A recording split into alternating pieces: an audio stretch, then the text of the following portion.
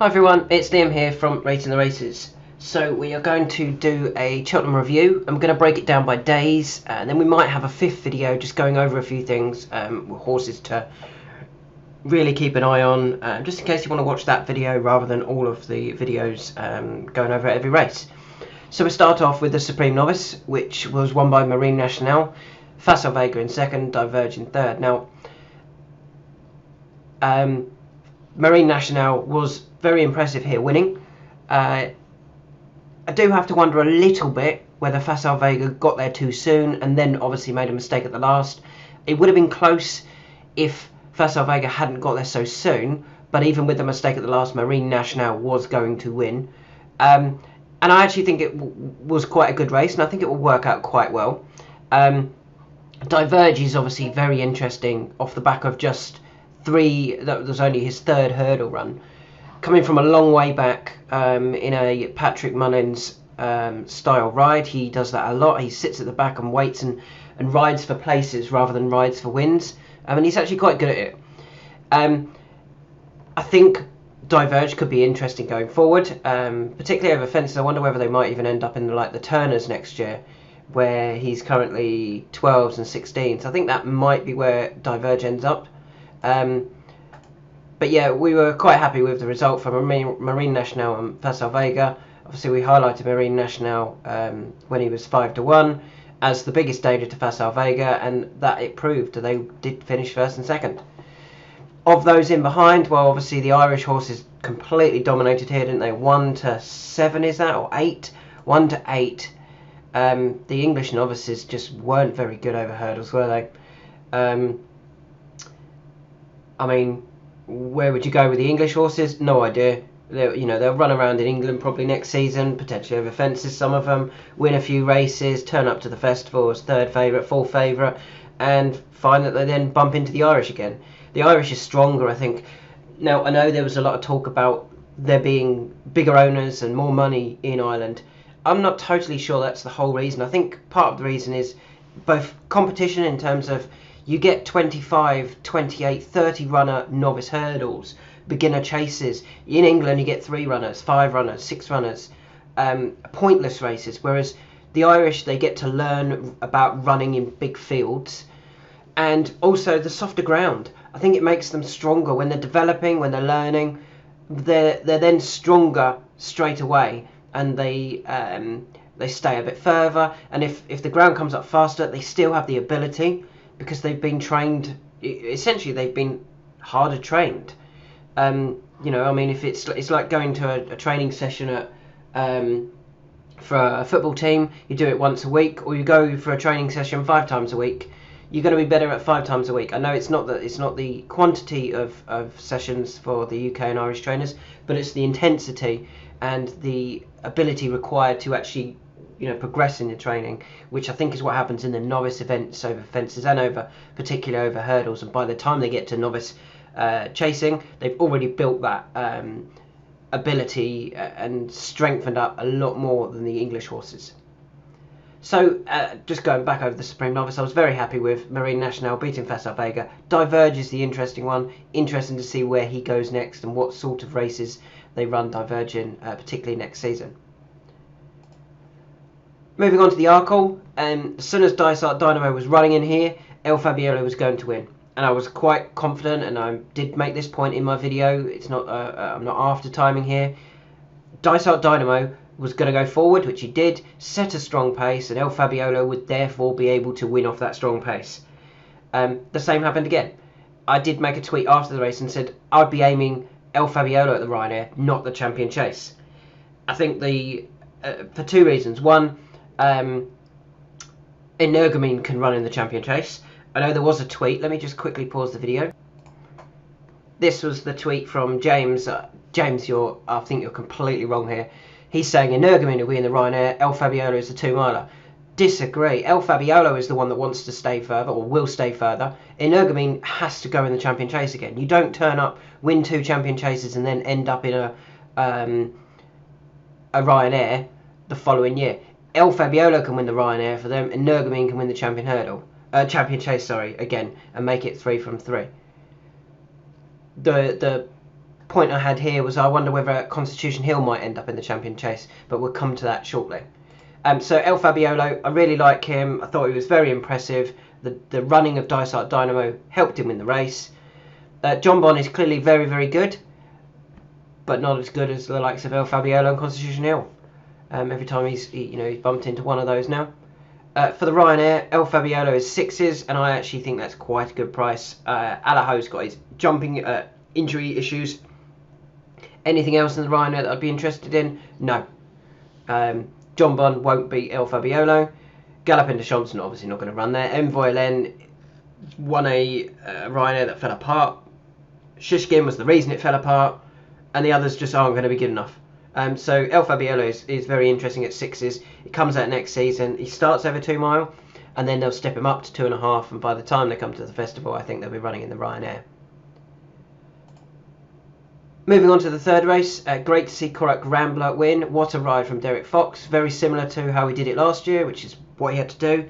And I actually wonder whether there's been 3 rides from Derek Fox that have all been very similar, that have all been amazing. Korak Rambler in the Ultima last year and this year, and one for Arthur in the Grand National when he won. Had to wait, I think he's like 19th, about 4 out, one for Arthur. That is what Korak Rambler may well do as well. He's going to be ridden quietly like he was in the Ultima twice. Quietly, waited with, come through late. Obviously we have highlighted him for the Grand National in our Grand National video, which was great to see him win. He's now 6s and 7s. Somebody did offer me a match bet, which I didn't take up. I said Korak Rambler will go off favourite at the Grand National. This was pre-Cheltenham. They said Gaillard de Manille. I didn't take the bet up. I won't name who it is. They are actually very, very knowledgeable. Probably why I didn't take it up.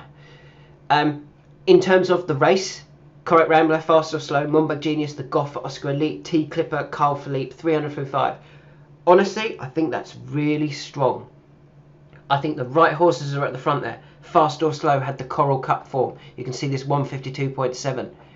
Mombag Genius was the novice that was improving. The Goffer had been laid out for the race and finally won recently, and then turned up in great form. Oscar Elite, probably winning last time out, just cost him. Have a watch of his run, actually. He's quite interesting because he drops out the back and he looks like he's in big trouble. And then he makes incredible ground to actually get involved turning in before then just fading again. He's very interesting. T Clipper, I think he was 4th last year. 4th he was. So the race, I think, will work out really well. So if you like some of those in behind, keep an eye on them, particularly if they come back next year off similar marks or even lower marks. You know, if you could get Oscar Elite, for example, to come back off a £3 lower mark, I think it'd be very, very interesting. Fast or Slow, if they turned up again next season off the same mark, very interesting. I think the race has been won by a horse who's ahead of his mark anyway, and then the right horses have finished 2nd, 3rd, 4th, 5th, 6th. So yeah, don't give up on horses beaten in this race. 300 through 5 was disappointing. For the McNeils, you can see he never got involved. He never shortened in price. They really should have run Thunder Rock in that. And looking forward, just quickly jump into the race that he did run in. Yeah, he wasn't good enough for the Brown Advisory, and he'd been beaten by those horses plenty of times anyway. I don't know why they didn't drop him into handicap company. I think that was a mistake. Moving on to the 330, the Champion Hurdle. He was just too good, wasn't he? I honestly don't think I've seen a horse as good as him. I've said it before, I'll say it again. I think he's the best horse I've seen, especially in my lifetime. So am I young? I don't know. I think he's going to be regarded as the Frankel of the National Hunt sphere. Give him one more season.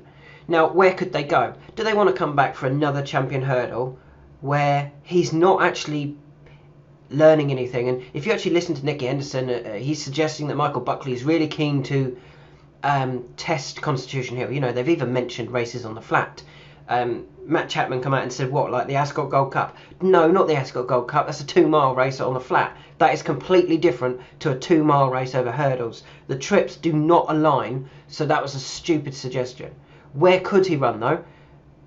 He could run in like a 1 mile and 2 mile and 4 race, I'm sure. and that would be the trip for 2 mile hurdlers. As for what Constitution Hill actually does next season over in the National Hunts Fair, why would you run him in another champion hurdle, especially if you've got that keenness to prove he is the best horse ever? For me, next season, he's only 6, so you don't need to rush it. He's only 6. Next season, don't run him in the Arkle though, because that is a waste of time as well. He would win that, and he would, it's back to the novice season, and he would win an Arkle.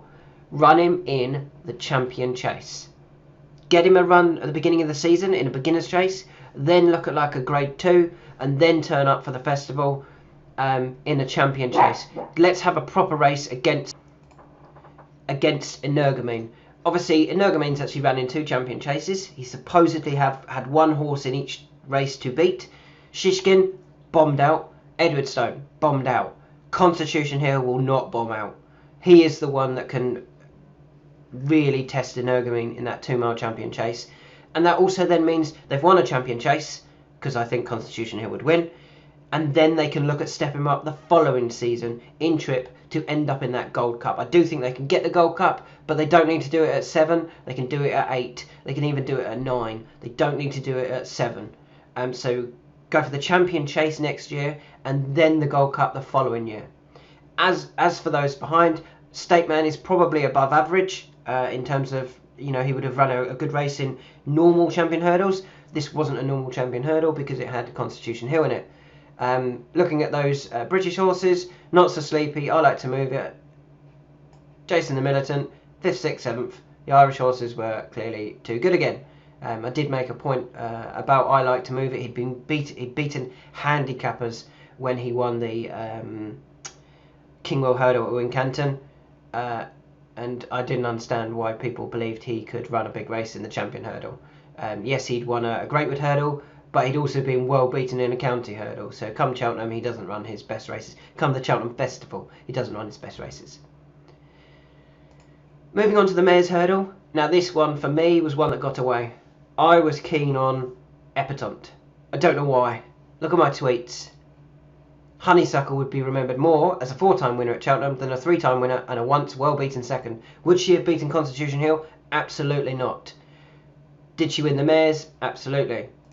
I tweeted here, talking about Epatante. Epatante for 7 barrows, down £1 to 153. Surely she would go very close in a county hurdle. I like that angle, running the best horses that aren't going to win races in county hurdles. Steer clear of both Honeysuckle, Mares, and Constitution Hill, champion hurdle. I was suggesting that Honeysuckle would win the Mares. I was suggesting Constitution Hill would win the champion hurdle.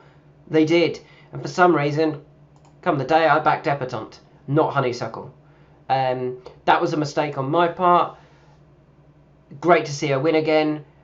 Great to see her back to her best for Henry de Bromhead, particularly in this race. And yeah, she was the best horse. Love Envoy nearly got the run of the race. And of those behind, I mean, Epatante, I imagine she'll retire as well. Honeysuckle will retire. Next season, who's going to be the best mare? I'd probably be looking into the Mares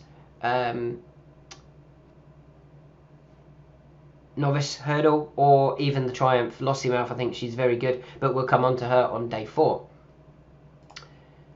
Moving on to the Fred Winter, or the Boodles Juvenile Handicap Hurdle. Disappointed here. Samuel Spade ran no race, as did a lot of the English horses. And our other one that we were really keen on was Sir Alan. I missed one here. I said we've got to watch that race at Naas. I was looking for Calico. Calico never turned up. Sir Alan turned up, the horse that beat Calico. I was like, oh, I'm very interested then. Sir Alan won that race at Naas, and you can see I put Sir Alan as my 3rd best, and he won for us. Great. Look at the 2 horses who went off favourite. 3-1 Jazzy Matty, 3-1 Biker. So they believed that those 2 horses would beat Sir Alan. They didn't, but they believed they would. And look at these R figures here. They're good R figures. Who won at Cheltenham? Jazzy Matty at a whopping 18-1, or 23.57 on Betfair. Who was second? Biker. That race worked out well again. We just went for the wrong one. We went for the horse who'd won the race, because previous winners had gone on to win at Cheltenham. What we must remember next time as well, look for those horses that went off favourite as well. You know, they believed that they were the best horses. And they probably were. Come Cheltenham, they got it right. So that was a disappointment for us, especially as, you know, we were in the right ballpark, we looked at the right race, but we picked the wrong horses. Final race of the day, Gaillard de Menil won the 3 mile 5 race. He wasn't going to, Marlon Mission was going to. Gaillard de Menil he didn't jump great, which would be a concern if you do have him for the Grand National. I wonder whether he'll end up back in the Irish National personally. Third in it last year. You know he likes the ground, the track, the trip.